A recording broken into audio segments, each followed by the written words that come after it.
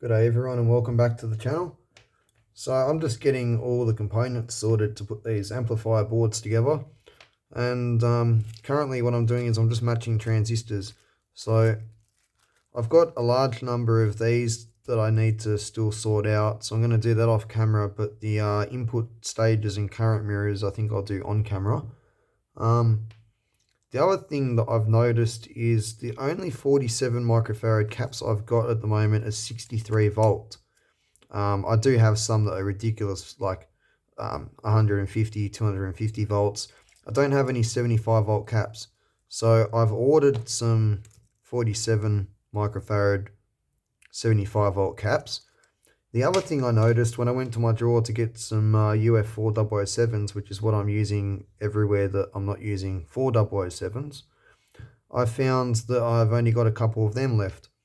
So I've ordered UF4007s and appropriate capacitors, but until they arrive, I'm either going to have to make do with these, or maybe I might use some of these cheap chongx caps in the meantime, and I'll just use 4007s because I want to still populate the board and see if this works, sort out the fast stage at least. I want to make sure I've got gain, more than 10 volts of gain anyway.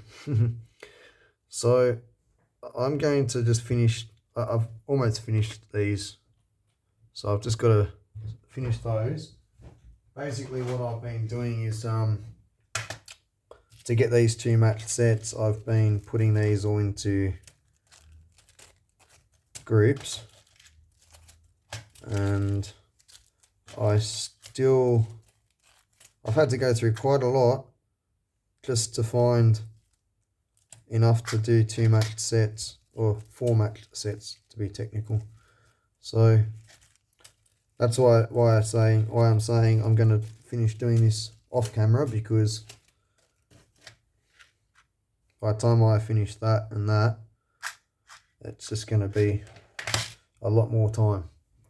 But well, I don't need to finish matching them, but yeah, no, you know what, I'm not going to finish matching them, because all I need now with these ones is the current sources and the VAS transistor, so I'll be happy as long as I know what they are. I think I'll just take, what do we need, 4 3206s,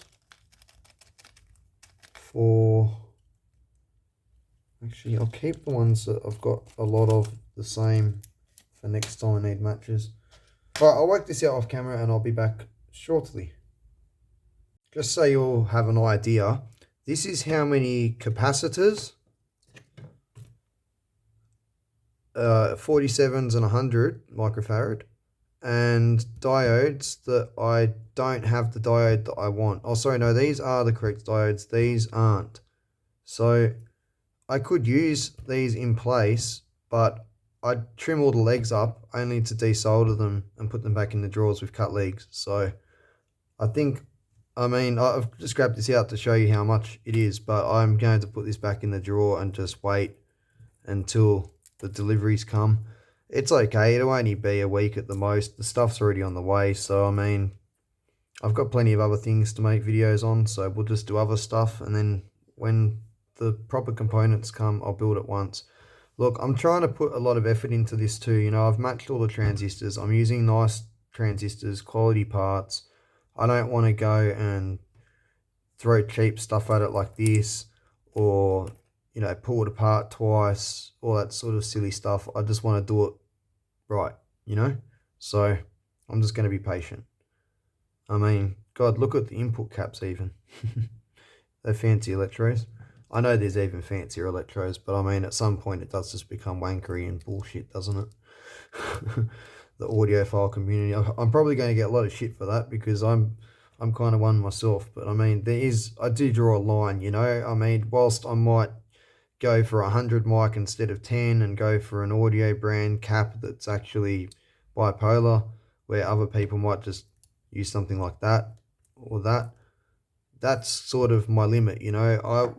I wouldn't mind using film too. Yep, I can agree to that.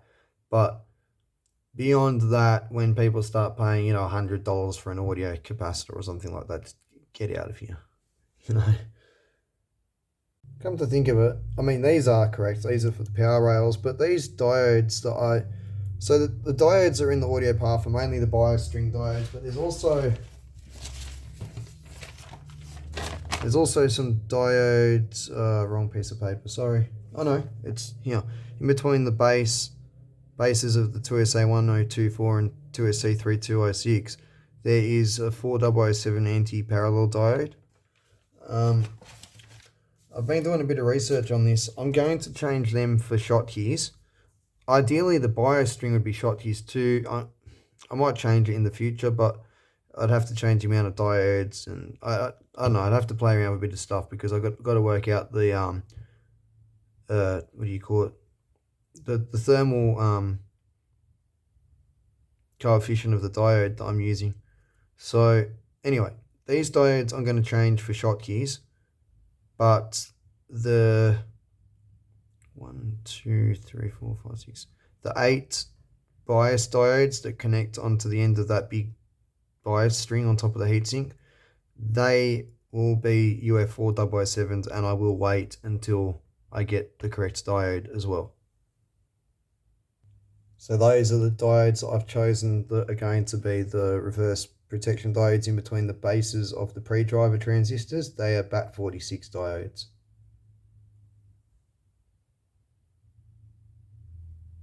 You know what I said, screw it, I'm going to go all out, match everything, not to each other. So, you know, like the input, sorry, the pre-drivers matched, the current mirrors matched, the input pairs matched, the 3200s that drive the VAS matched. I'll go into why in a sec, and the current sources all matched.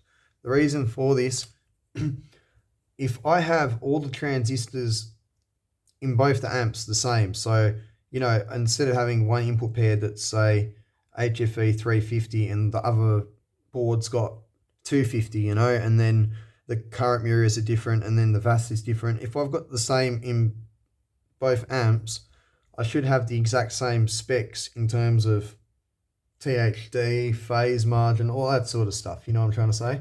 Slew rate, you know? So, linearity, anyway.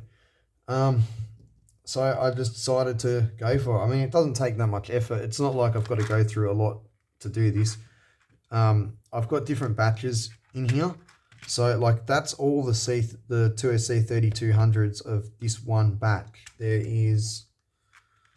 They've come out of here, right? I don't know if you can see, some of these were in an amp that was outside in the rain for a while, and they've got like a grayish appearance to them, and these other ones are black, but they've got short legs.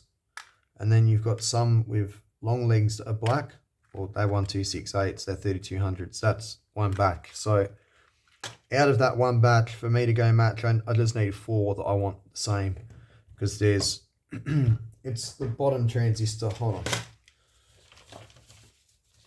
I'm talking about this transistor. So what I'm saying is I'm not matching these to that or that to that or anything like that. I'm matching the input pair to each other, these to each other, this to the same as the one for the other channel and the 2 in the other amp, and then the same with this, if that makes sense.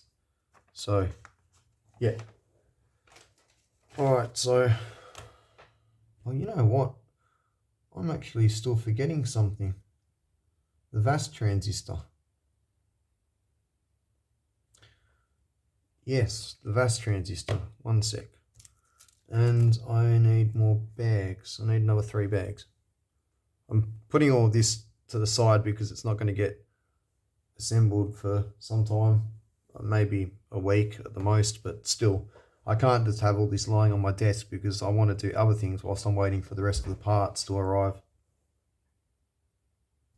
Alright, that's better. Now I'm just going to match the transistors. Now I'm just going to put these off to the side because I want to take our attention to something else for a minute. I've done some testing in my own time, and I know the answers, but I want to show you guys the answers. So when you question why I'm putting these parts in a high-end amp, you will know that they're not actually as rubbish as what they were. One moment. So chongx caps.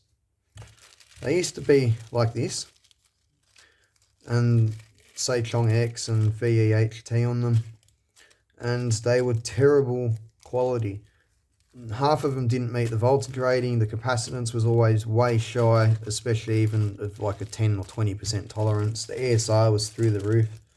Anyway, sometime recently I bought this kit, which claims to be low ESR, but they look different. They're green and gold.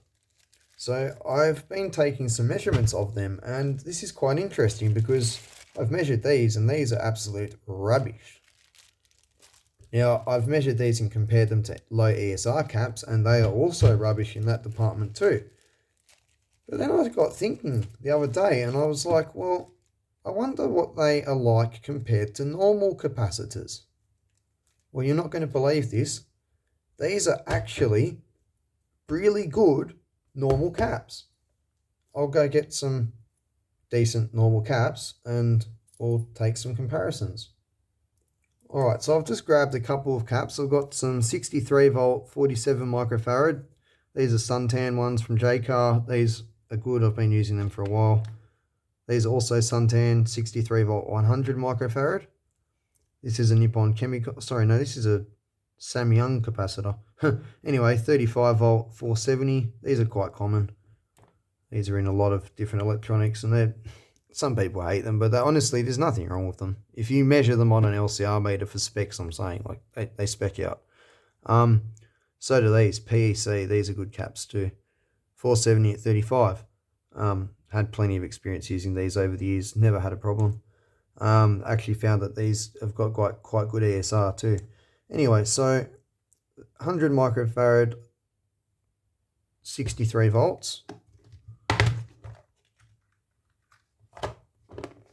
I mean, I'm not going to say, let me take back what I said. They're not good capacitors. You can definitely get better capacitors, but there's nothing wrong with them in terms of normal capacitors. They're just not low ESR. But whereas the old type of chongx caps that you'd find everywhere dirt cheap would blow up before their voltage rating and be high ESR and all that sort of stuff, these actually spec like normal caps. Let me show you. Frequency, I'm sitting at 120 Hertz, just like a data sheet would tell you to for an electrolytic. Put it on capacitance mode.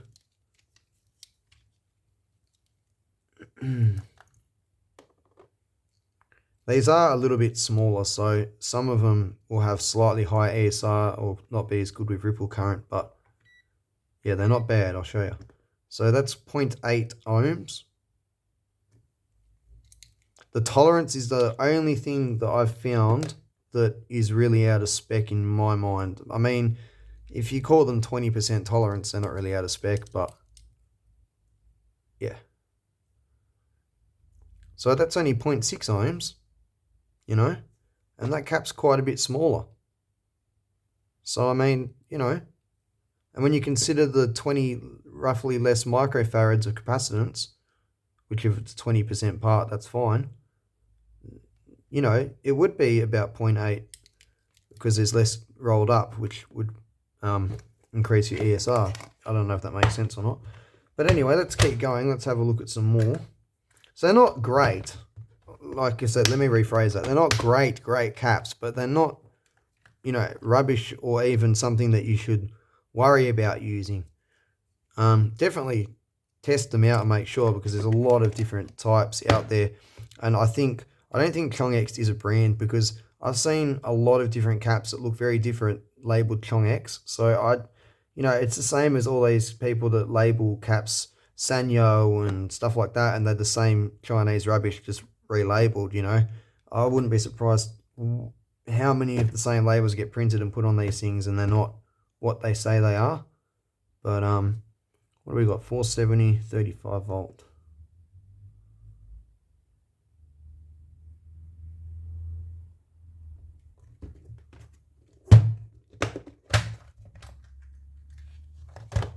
All right, 470 at 35. Obviously, this is going to come in way less. It's half the size of this, but this is honestly a really big cap. Let me go get another one.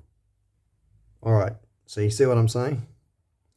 That's also 470 at 35 volts. So This is a low ESR or high ripple current one.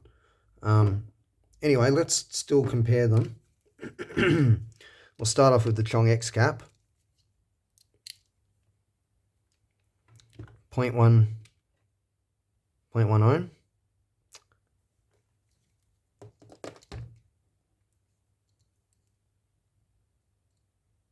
0.1 ohm.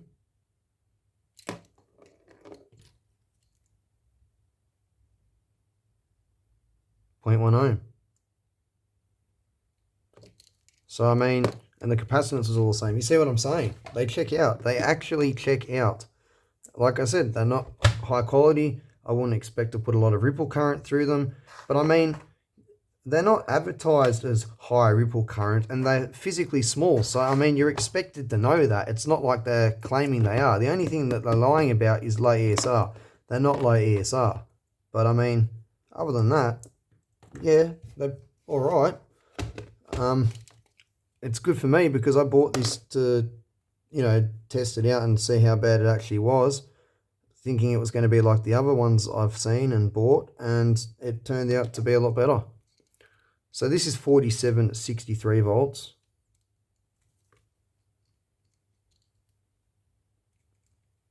That's 1.6 ohms.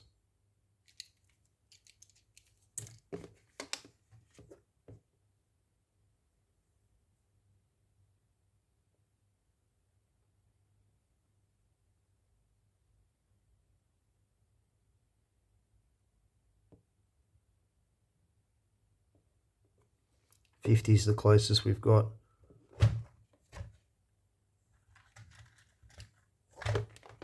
So we had 1.6 ohms, right?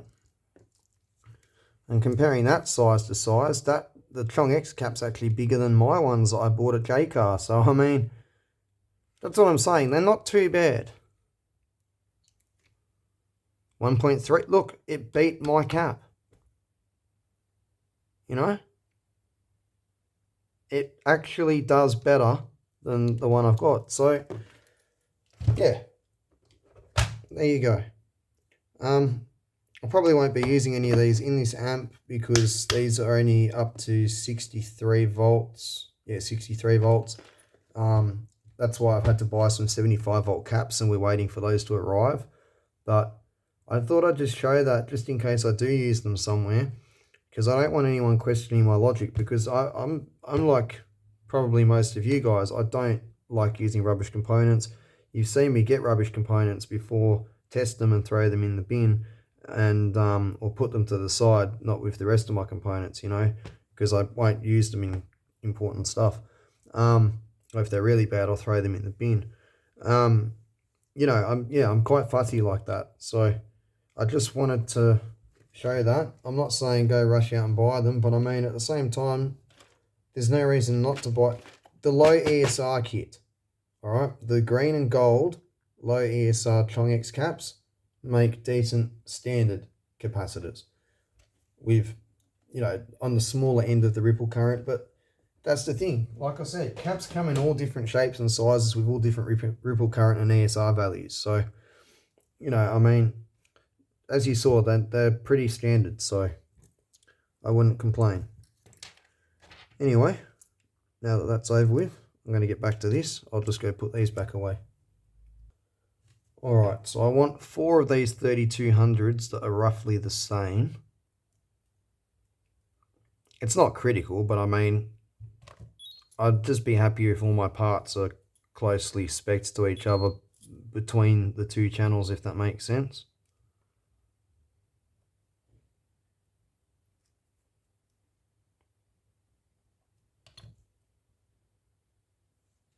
We're not worried about VBE for this transistor, just HFE, because of where it is in the circuit.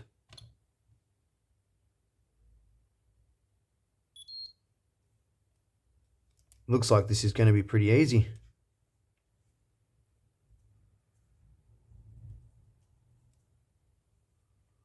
Like I said, they were a batch, so I've personally pulled these out of amplifiers myself.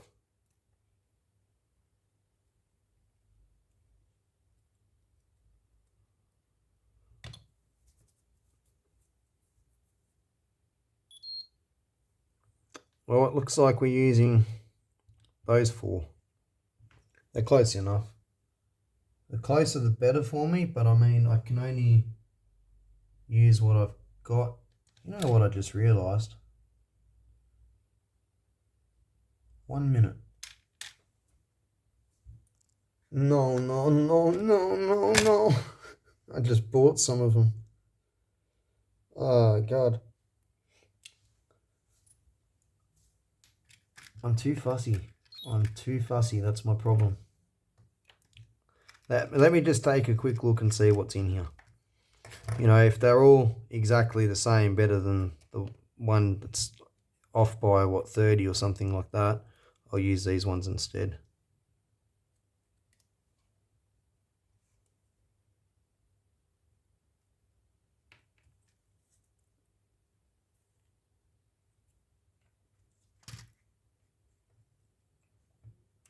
These feel magnetic, I think. Oh, I don't trust these.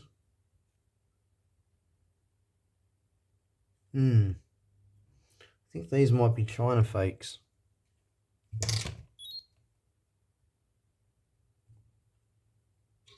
None of my transistors have magnetic legs. Only the China clones that I buy from AliExpress, they have magnetic legs. I don't just buy China clones. Like, let me rephrase that. I buy China clones deliberately. Like, I'm not saying I get ripped off. I know I've got sellers that I go back to that sell me legit stuff. You know, like some of the transistors you see me get, like the output devices and stuff like that, and these capacitors. These are Rubicons, ZL8 series. You know, and then there's other things that I get that are absolute clones, like those MPSA 42s that I was using and 92s. But anyway, doesn't look like these are the best match anyway.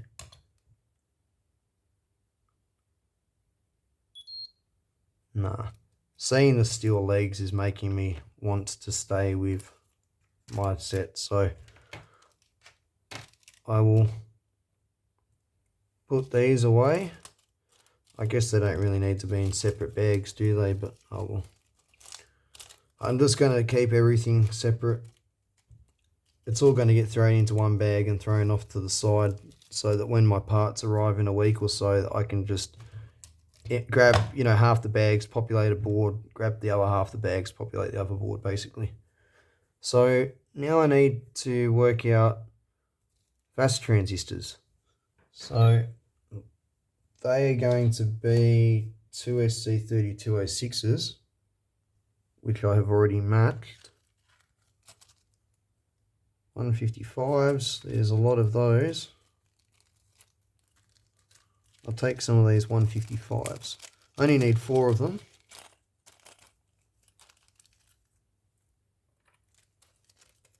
Alright, that's that.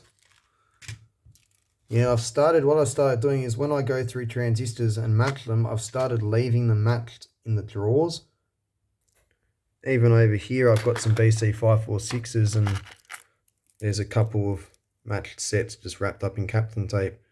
But I'm getting into the habit of doing that.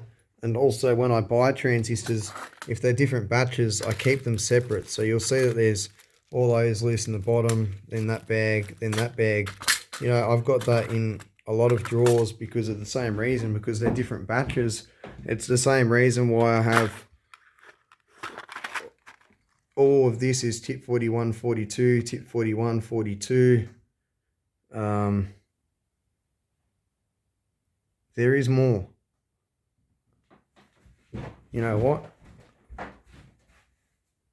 Tip 41, tip 42, yeah. So that's why I do that, you know, so I don't have to redo all of this over and over again.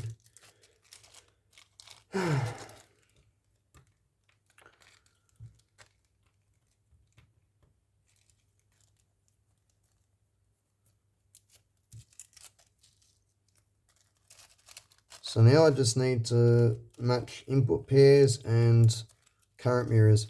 Now I've kept the ones I'd already matched while I was prototyping, but I didn't, you know, like I was touching them and I was doing it really quickly. They weren't closely matched is what I'm trying to say. So I'm obviously going to still do that again and get a really nice close match on them. Something else I have to do, because there's no input circuitry on here, so where the base of the input pair is, there's just a pad coming off the base. I couldn't fit the input on the board, and I still haven't decided what I was going to do about that. So I'm just going to make a little board that's probably about the same size as this capacitor, but square, if that makes sense. So, you know, about that big. And it's just going to sit soldered down to this ground plane on the side, and I'll just run a little bit of coaxial cable to house the wire going to the base pin. It'll only be that far away from the input board, you know, so the input network will be right next to the transistor still. I guess I can get a start on that after I've done these as well. I'm going to get a piece of paper so I can write this down. Alright, I'm up to matching these 992s and 1845s, and I've just noticed something. Those transistors that I was just saying, oh, these have got steel legs, I don't think that these are correct. I think I'm right. GR, says GR on the bottom. That's the HFE grouping.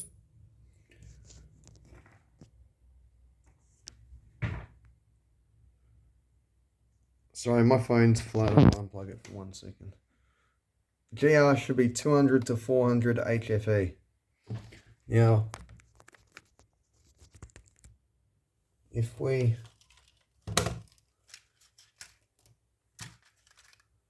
just take a random strip,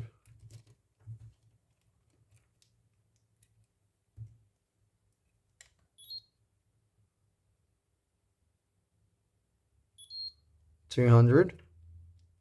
That's right on the bottom end. I swear I measured one before that was 167 or something like that. 202. Wait, really?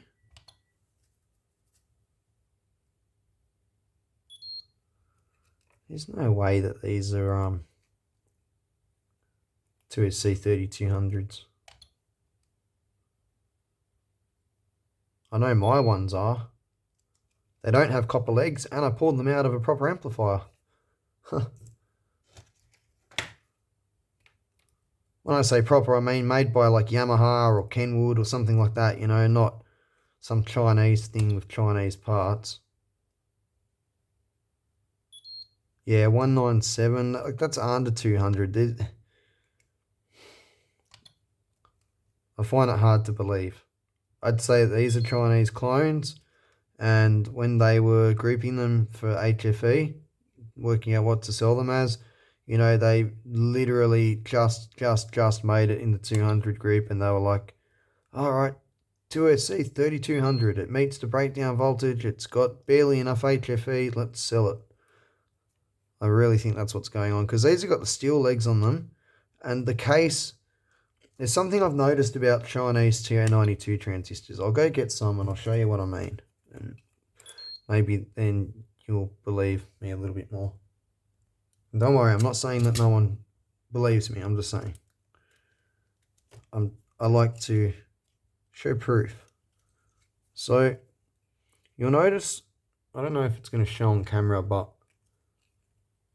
they always have odd bits of plastic hanging off of them, usually in between the legs at the bottom and around the seam, and they appear really dusty, like the plastic's been grinding down as they've been rubbing into each other.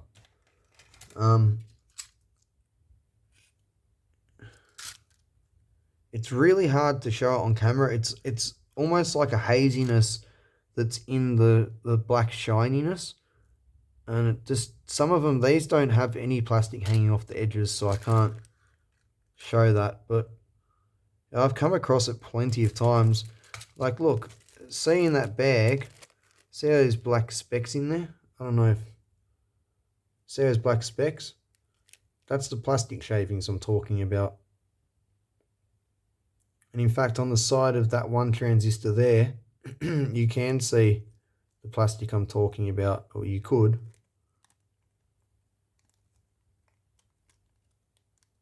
It's a little thin bit of plastic sticking off the side of it. Oops, where the seam is. Anyway,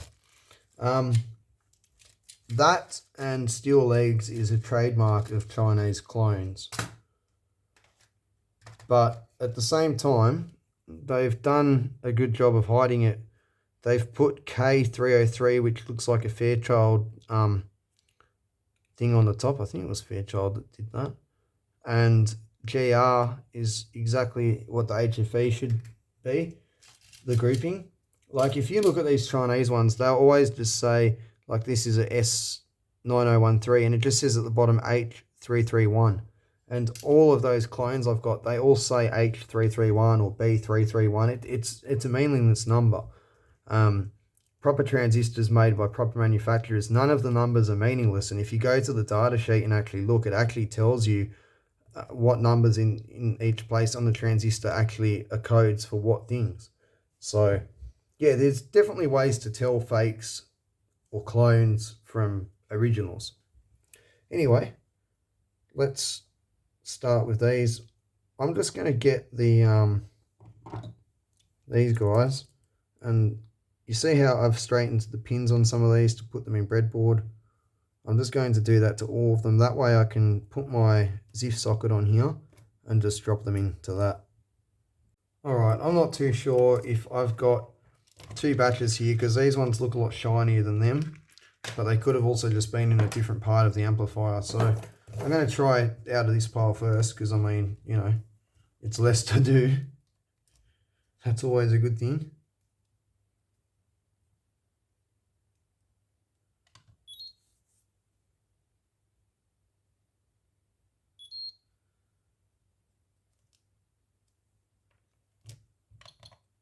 Three, 6, 7, 6, 9, 8.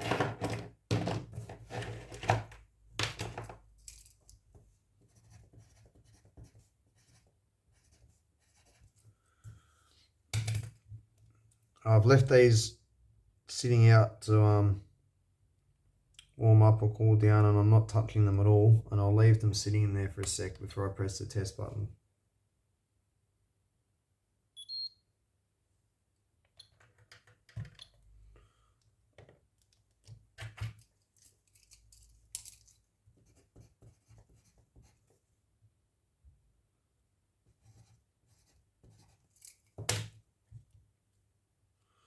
I was going to use the ZIF socket, but I mean, it's only a handful here.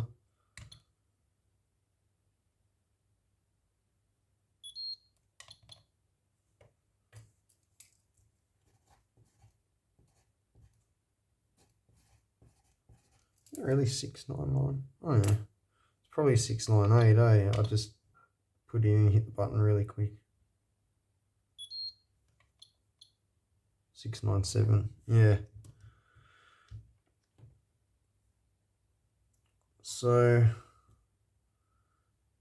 that's already one match. So does that mean, one sec. I should have been a bit more patient with that. 697, it turned out it was after I waited a bit longer.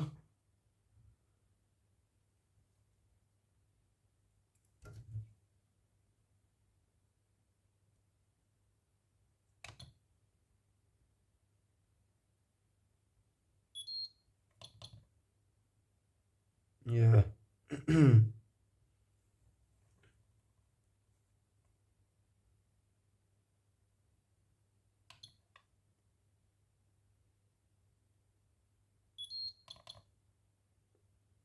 There you go. I think I'll do this off camera. I'm just going to start back from the beginning. I'm just going to get the zero insertion for socket, the ZIF socket, and use some what do you call them, tweezers, and just drop them in. Wait for like, you know, a good 20-30 seconds before I press the button. Not sit over it talking to you guys because I'm breathing onto it, because these are really changing quick and I want these to be perfectly matched. I mean, the circuit that I've made with the 4 transistor current mirror and all that, it actually rules out a lot of mismatching and stuff, and the complementary feedback input pair. So like that, I don't need to thermally couple my transistors anymore. It'd probably still help, but I'm not going to really bother doing that. I'm just putting them all really close together on the board and matching them really well. So I'll be back soon. It's just occurred to me I need 4 bags because each input pair is going to be an NPN and a PNP. So yeah, it's going to be 4 matched sets. Incidentally, I am having some luck. I've already got 3 sets of 992s, so there and there, there and there, and there and there. I don't know if you can tell the colours on camera. Oh, the green and blue is a bit hard to make out, isn't it? Anyway, yeah. Oh, my torch is dead, damn it. I was going to show you. There we go. The phone's not dead.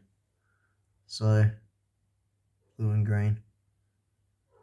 I've still got to keep going, but I am getting there. This is interesting. It turns out these are all matched sets. I thought that the 430s were a bit suspicious, and I remeasured that one, and it was 692. So, hold on. What are the last two? 306, 347. Well, there's still a couple, but there's also a couple of 1815s in there. Well, this is good. This is good. Alright, it turns out I do need to go through more transistors. So I'm going to get these out, straighten their legs, and start testing. I've got 3 pairs of 992s that I'm happy to use. I'm trying to keep them all in the same group. So, you know, I've got 352692 and 353692. I've got 360694, 361694. I've got 361696, 368696. Now, I could use the 325-692s. It's only 25 off, but I'm going to have a look and see if I can find something around 350, 360. Like I said, I want everything to be at least roughly around the same ballpark. Things that need to be matched, perfectly matched, but everything closely matched, if that makes sense. Yeah, I'm just that sort of person, you know.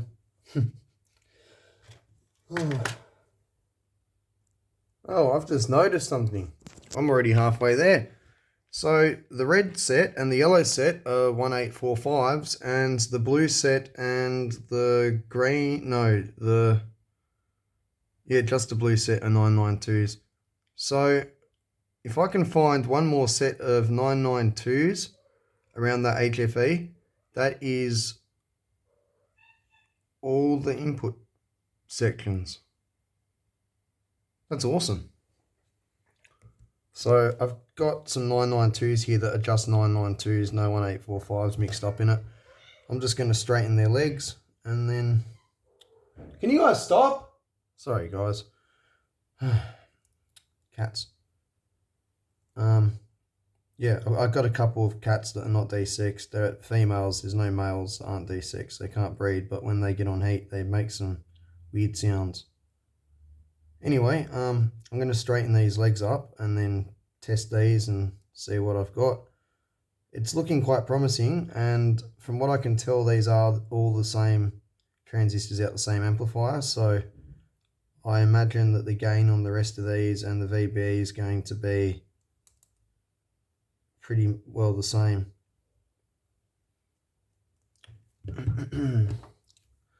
So this amplifier is going along quite nicely. I mean, yeah, this is time consuming, but look, I'll be honest with you guys, the reason why I've spent so much time in my life stockpiling all these old transistors that took me literally hours to pull out of boards is because, well, they don't make them like this anymore. You know, we got to around I wouldn't say late, mid 1990s, even the early 1990s, even the late 80s for some of it. And I have to say, audio equipment was in its prime, and things have only gone downhill since then, if you want my opinion on it. I'm not saying that new technologies that aren't better haven't come out and are used in some high-end equipment, here and there, but for the most part, things are getting made cheaper, not made to last, not made as quality. The days of matching transistors are going away. A lot of stuff just isn't the same anymore. So the way I see it, this is like a once in a lifetime opportunity. I'll never be able to get these parts again. Some of them aren't even made anymore. I would like to take the best of them, match them the best I can, and build something nice out of it that I can have for the rest of my life. And I think that's a sensible thing to do, considering what I've just mentioned. I would highly recommend it to any of you out there that are into audio and, build things. Now's the time, because all that new old stock that you can get on AliExpress off of people that have new old stock that's actually legit, that's all going. And the only other stuff that's out there is all that Chinese clone shit, and you don't want to build amplifiers out of that. So, now is the time to get new old stock, it's in the last 10 years, all that new old stock from, 60s, 70s, 80s, all that stuff's drying up, and some things are almost impossible to find now. So, yeah, I recommend doing this, but that's just me, You're welcome to your own opinion, but, yeah, that's why I'm doing this. I want some nice equipment made of the best, if that kind of makes sense, And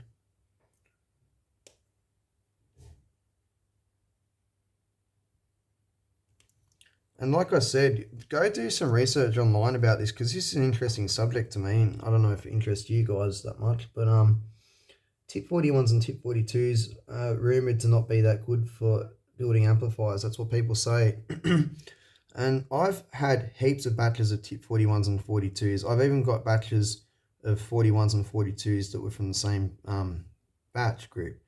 And they never matched. They're always out by quite a bit, especially the HFE, but the VBE is usually off too. And it got me thinking, I reckon they're a good transistor, and it's just really hard to match them. Like, people probably just never get matched pairs because they're just really hard to come across for some reason, whatever it may be.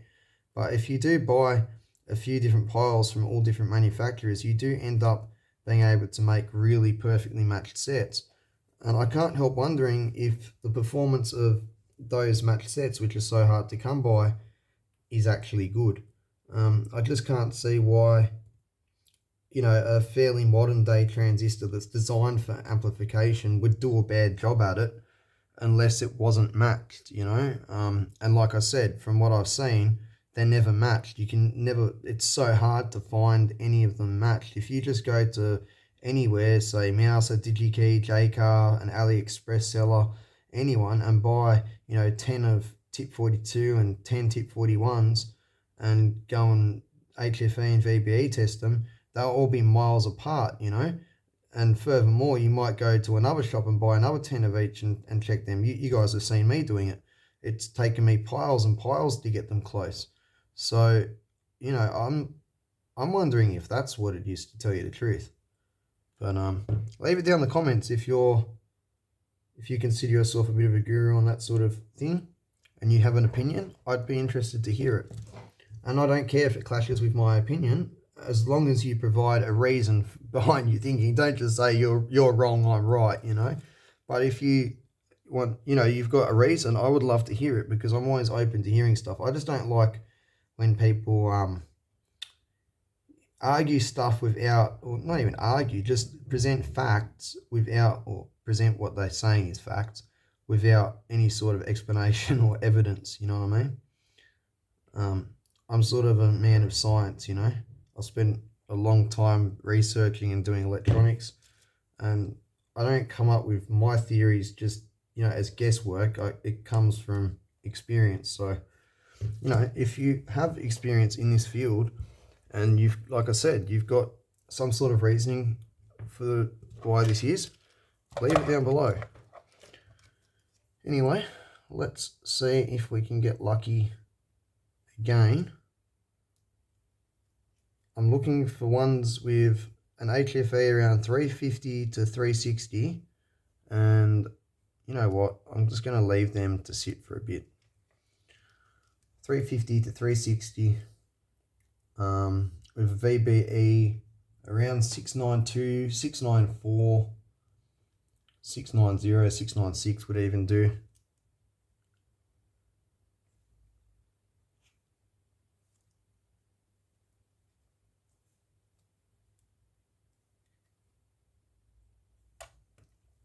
I'm just going to let that sit for a sec because body warmth gets into it so easily, even through the pogo sticks, me breathing on it.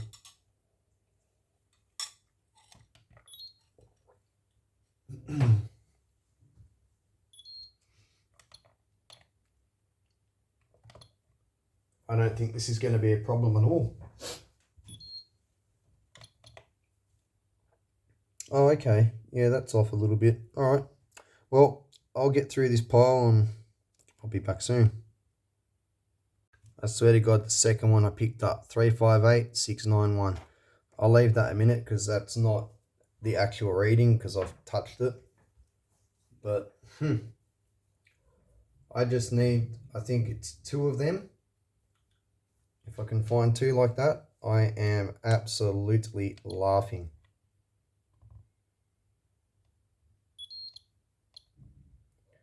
Three, 5, 9, 6, 9, 1. I'd say, because this is out the same batch, I'd say that's 692. It's been at least an hour since I tested the first ones and the temperature has changed, so that's probably all that is. So I'm going to take that. 359 691. 359-691. When I go to select them at the end, I'll retest the first ones and see if the VBE's gone down by a millivolt. It probably has. I've been matching transistors a lot, and I can tell you it's amazing. The smaller they are, the more the parameters change with literally a breath. Like I said, if I hold one of these pogo sticks for just 30 seconds and then clip it onto a transistor, the heat transfers out of my hand into the pogo stick and then into the transistor and skews the reading, and I have to wait. It's quite amazing. It's amazing when you think about the fact that there's probably only, 10 degrees TD between me and the ambient temperature in here, and that's enough to travel up a bit of plastic and change the readings that much. When you think about it, that is quite remarkable. Ha ha. Oh, that's all right. I've still got more.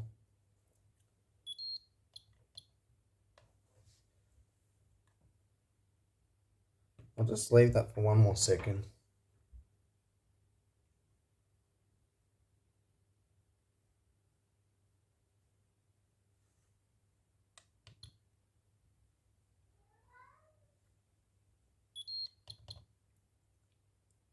Ah, you see what I'm saying?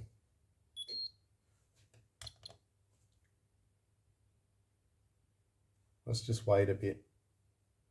There's a good chance I've warmed those pogo sticks up, and that's getting to the silicon junction through the pins.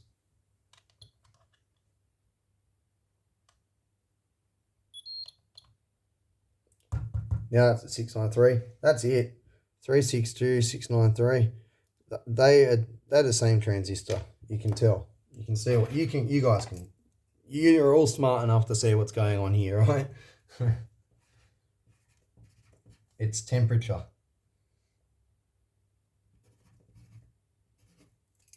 All right, well, that's another 2 of them. All right, I'm going to get my input pairs all put together now. And then all we've got left to do is sort out the current mirrors and oh, that's it, the current mirrors. Wow, I'm almost there. After that, I've got something else interesting to show you. Yes, the hits are still coming. Yeah, no, I've got some more capacitors that are going to be interesting to look at, and I was thinking about taking a look inside some transistors and putting some of those transistors I was sus on the curve tracer, because I'm sure I've got some of these that are close to 200. I saw one that was 280 or something like that, HFE. We could compare that to those ones with the steel legs and, you know, work out if they're actually a different transistor or not. And then we can also crack it open and look at the size of the die. I'm just looking at this. These 992s that are 325692, I might as well go match a couple more and get them all around 350, 360 for the PNP and the NPN. I mean, how perfect is that? That is great. What I'm saying, just for reference, for those that might be a little bit confused, let me just get the schematic.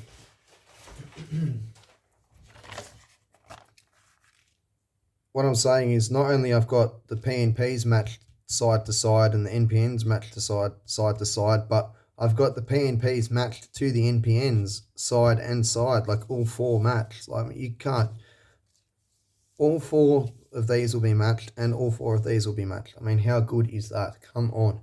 Also, my current mirrors are the exact same HFE and VBE.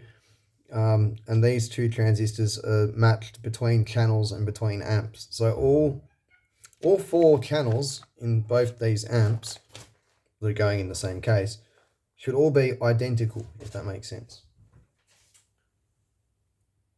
in specs. I've just straightened the legs on those. Whilst I wait for those to cool down, I'd like to do something I should have done a minute ago. I wanted to show you guys also comparing these to actual low ESR caps. Now these are SI brand from JCar. These are a really good capacitor. I've been buying them for years. I've spec'd them against other caps. These are good.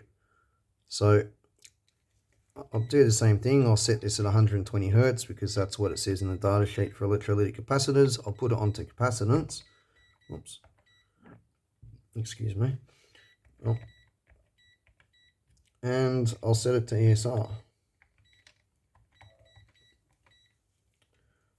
Now let's have a look at a 47 microfarad at 63 volt. 0.4 ohm.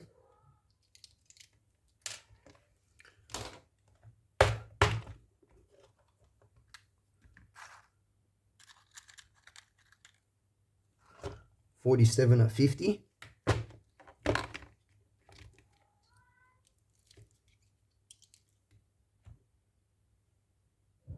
1.4.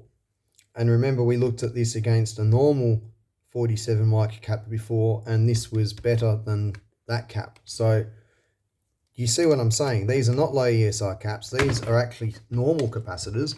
But whereas the old chongx normal capacitors that aren't claiming to be low ESR are absolute rubbish and you can't use them, at least the low ESR ones are normal caps. I hope that makes sense.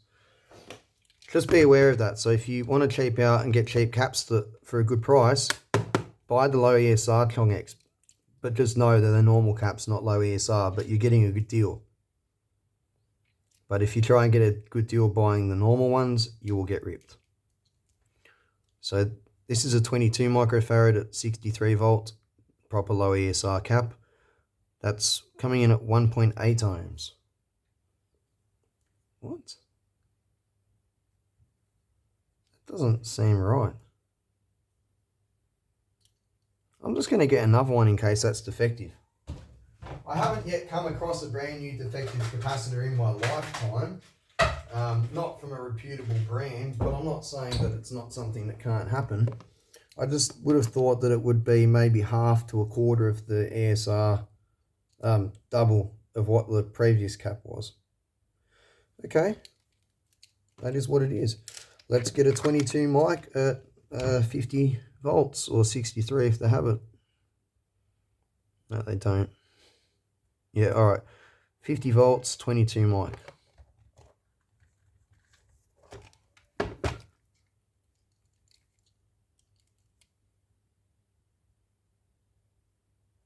There you go.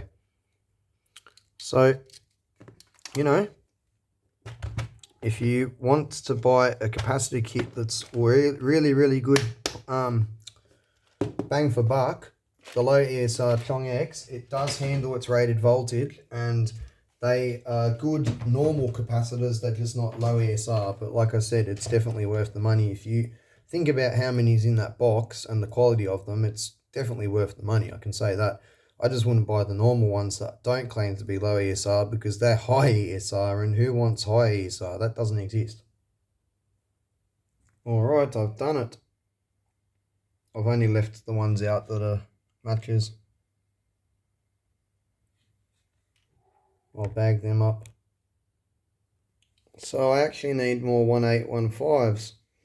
I've got, that's one channel, two channels, and I've got all the PNPs that I need for another two channels, but I need 4 NPNs.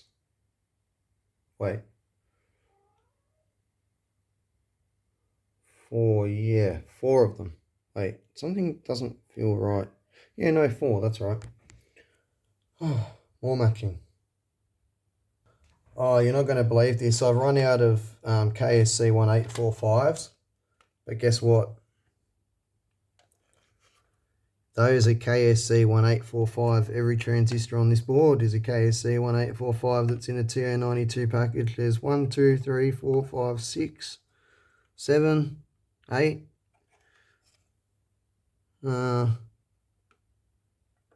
Okay, 8, 9, maybe 10. Let's get to work. Well, I only got 2 off of that board. The rest was something else. I even took 2 off that weren't even the same package by accident. But I've got another board. Again, as you can see, this came out of an amp that was, I don't even know what happened to this. I found it in a council cleanup back in the day when council cleanup still existed. And it is 4 of them. I can see the print on them. These are all C1815s. So, nice. Cannot complain. Oh my goodness, even these ones with the long legs are 1815s. Well, that's good. I will continue harvesting. Well, these guys are 487 and the other 2 are 572, so they're not going to work. I guess what I could do is do one of the amps with these and the other amp with those other transistors that have got me suspecting that they are clones. They might not be, but I think they could be. It's the only thing I can really do. Or I could use different transistors, but I really want to use them. Actually, you know what? I just ordered some of these.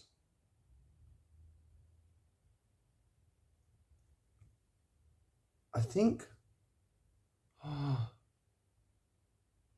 I've got to have a really good think about this now.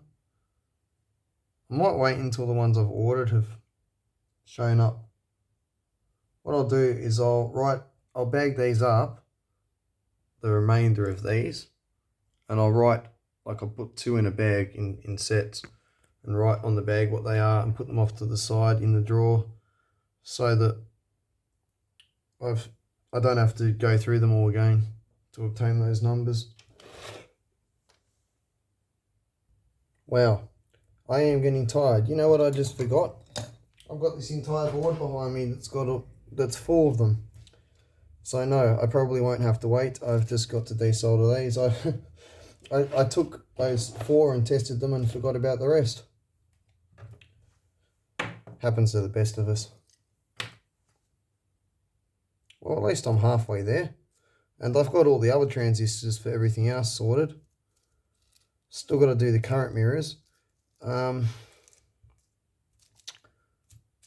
was planning on using 1815s for the current mirrors. I probably won't have enough to match for them as well, but I could use a different transistor, or I could use those other ones that are in the drawer. I'm not so worried about using something that could be not as good quality for the current mirror as what I am for the input pair, as long as it's matched. But yeah, we'll have to see. Alright, I'm not having any luck. All these other ones have got gains at like 400 or 500 on this other board, so I'll put that away for a board harvesting day.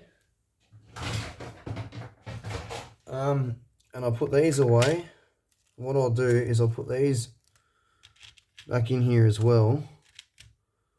I'll just put all these slightly different ones off to the side, so if I have to come back and find them, it's not too hard. What I'll do is I'll keep that input, those two input pairs for one board, 2 channels, and we'll do the other board with the other 2 channels out the other batch that I've just bought. And then what I'll do is when those other transistors come, I honestly can't remember if these are the ones I'm waiting for or if I've got more of these coming. I order that much crap and can't remember what I'm doing. So if I get better ones come, they've got copper legs and I think they're more genuine than these ones, I'll just change them over. Otherwise, we'll just use these for now. I mean, look, I intend on trying all different types of transistors in these amps in different places, so there's nothing to say that these are even going to be the final input pair transistors, you know. I've got a feeling they will be because they're damn good transistors. I can't see myself finding better ones, but, you know, we'll see. Anyway, I will measure these. I think these are real, but I'm not 100% certain.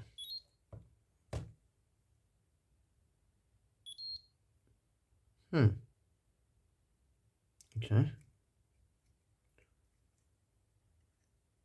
I thought these were all around 200 or less. That's why I was getting really suspicious.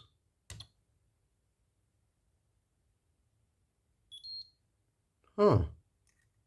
Alright, well, I'll go match up, you know, some of these, two lots, and then I'll come back, and then we're going to do one last thing for this video, which is I am going to pull apart some components or curve trace some components. I haven't made up my mind yet. I've got a lot of different transistors that I want to look at. I might even leave it for another video. I'll have a look after I've matched these up, and if there's still time and it's not a long video, then we'll have a look. Otherwise, I'll leave it for another video. The other thing I've got to do is I've got to get all the resistor values that are on this board times 4 in carbon film. The only metal film resistors in this entire amp are just a couple of low value resistors in bias and power areas, and everything else is carbon film, especially all the higher value and stuff in audio paths, all that sort of crap. So I'll get these done and I'll move on to resistors. I'm also going to fit those 100 nanofarad capacitors to the output stages to replace those MKTs. This is embarrassing. I just got up to that many of these done, and then I realised something. These are C3200s and A1268s, not KSA 992s and KSC 1845s. I've just wasted my time. You know what that means? The transistors that are on the way are the ones that I need. So that concludes the input stage for now. These 2 bags will just have to wait until my order arrives, and then I can match more. I can't believe I just did that to myself. Oh well. I'll pack this up now. It could have been worse. I've just realised something. I also can't do my, what do you call it? Current mirrors. I mean, I could pull those ones off of that board, the C1845s, but the HFE is really high on those, and I don't want to use HFE that high. See, I don't want transistors with HFE around, 150. I don't want them above 350, 400. I want them around that 350 is really good. That's what I've got here is what I want. So I'll wait until later on in the week. Well, actually, the transistors I'm waiting on, they should be here tomorrow or the day after, but the capacitors and the diodes I'm missing for this build, that will take at least a week to get here. So I'm going to be held up on a few things. I guess that's all I can really do out of this. So yeah, I'll go get those output stages and start installing these capacitors because I wanted to get that done today too. And I'll put all this stuff in a bag and off to the side. I still got to sort the resistors out too, actually. That saves a lot of space and everything is organized and ready for me. Time to do this.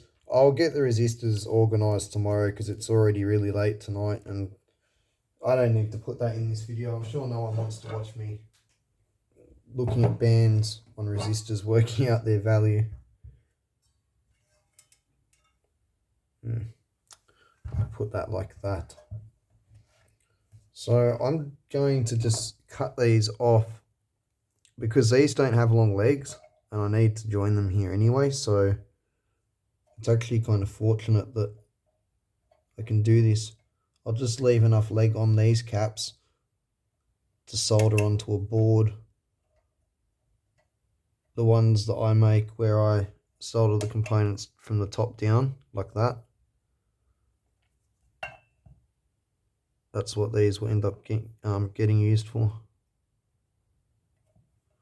And it's not like I've got heaps of these lying around pre-trimmed, so they'll definitely get used.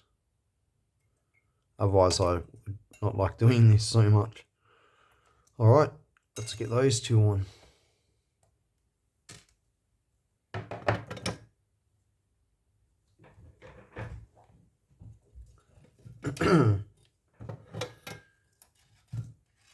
Might actually try and bend these out just a little bit.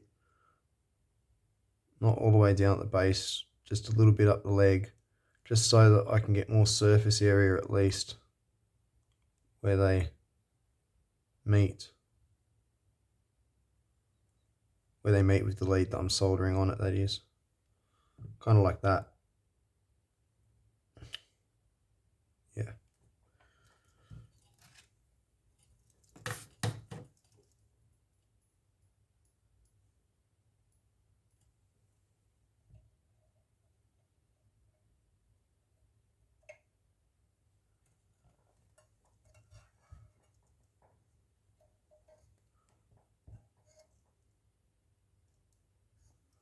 I thought that was the wrong value cap for a second.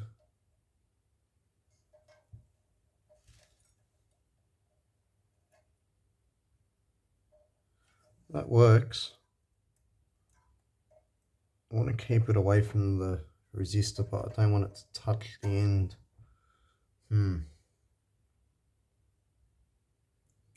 Oh, you know what? It won't. As long as I give it space now, because it sits upside down, it's not going to go up. It's only going to go down. So as long as I have that gap there, that will stay there. Yeah, that's fine. Push the resistors up, pull the capacitor down. That works. All right, well, that's one in. Let's get the other one in.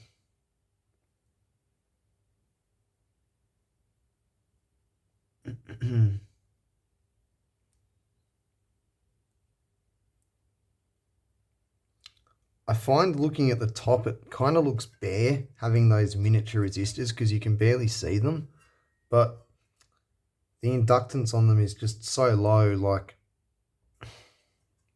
I've got full size quarter white resistors now. I finally bought them. I've got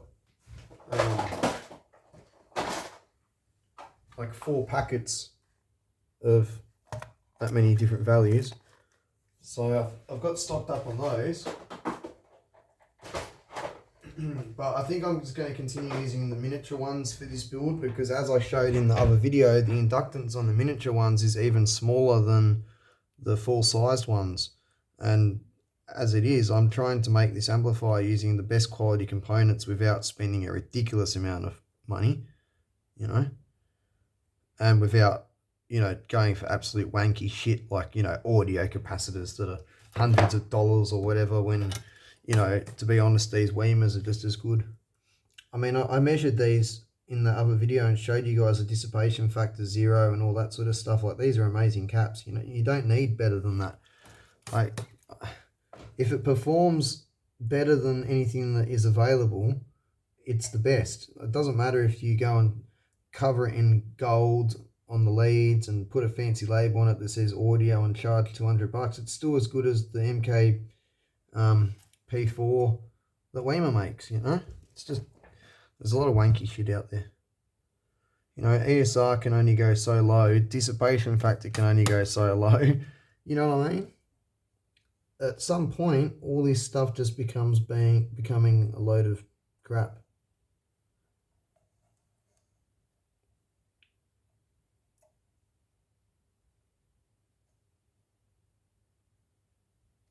All right, I'm happy with that one. Oh, I put it around the wrong way. That's all right. You can see the value on the other one because that's facing forwards. All right. Low inductance resistors, high quality caps, carbon film resistors, mylar caps, nice inductors, good transistors, thick traces. I'm trying to do a good job on everything. And yeah, down the track, I'll probably end up swapping out more things, you know, like these resistors, I might end up putting carbon film in there. These capacitors, I might even put even better capacitors in there. The transistors, we might end up changing. You know, these resistors that I've got metal films in, I might end up putting carbon film in as well. Just have to see. It all depends how it measures too. If it already is absolutely amazing in performance, I'm not going to go changing stuff to make it better if it's already, you know, if it's 2 or 3 zeros past the decimal place, can you really hear the difference adding another 0? You know what? I'm going to argue and say yes, you can, because if you think about it, THD goes up as soon as you turn the volume up with load on the amp. So the lower the THD is where you're measuring it, although you might not be able to hear that extra decimal place, when you turn the amp up, that decimal place is going to translate into lower THD when it starts getting into the area that you can hear it. I don't know if that makes sense or not. So if you think about it, you could argue that both ways, that THD doesn't matter so much, but at the same time, if you think about it, it really does, like I just said, because down where you measure it, you know, you're not going to hear the difference between 0.001 and 0.0001, but you turn that amplifier up where they're both starting to distort a little bit, you're going to hear the difference between the two, because it's now going to be the difference between, say, 10% and 2% near clipping or whatever. You know what I'm trying to say. Maybe not that much, but, you know. Although, I mean, your speakers add a lot of distortion, so you'd be quite surprised what you're actually listening to. Go look it up if you don't believe me.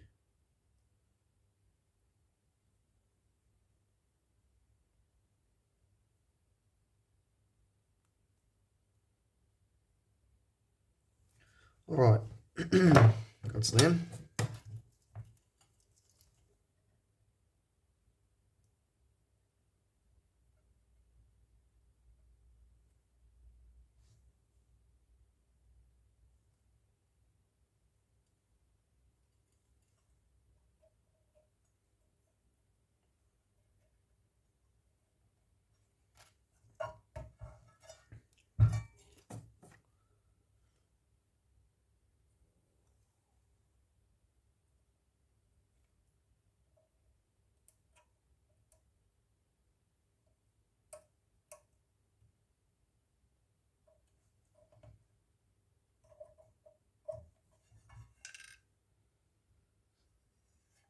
Yep.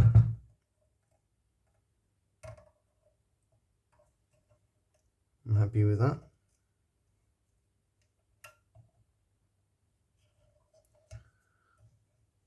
get the next one in.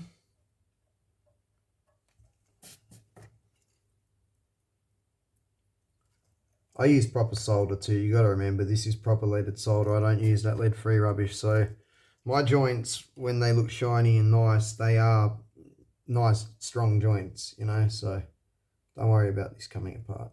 I've never had in my life any of my soldering fail and come apart, you know. So I'm not saying you shouldn't J-hook stuff and all that sort of thing, but if you know how to solder it, you'll be all right. As long as you've got a little bit of surface area, you know, don't just try and solder 1mm square surface area onto 1mm square. That's not good, you know. That's why you see me bend the leads over so that there's a little bit of, I'm sort of forming a pad out of the lead. Well, that's that for tonight. I don't have any more work to do on this. I've done enough for today. Well, yeah, I guess this video was going to be about doing the circuit boards, but I've spent more time matching transistors and looking at capacitors and fitting capacitors, so that's all right. I've still got to sort out these resistors, but I won't do that in the video. I've got to go get carbon film and 4 times each resistor value. All right, well, thank you for watching, and I'll see you all soon in an upcoming video.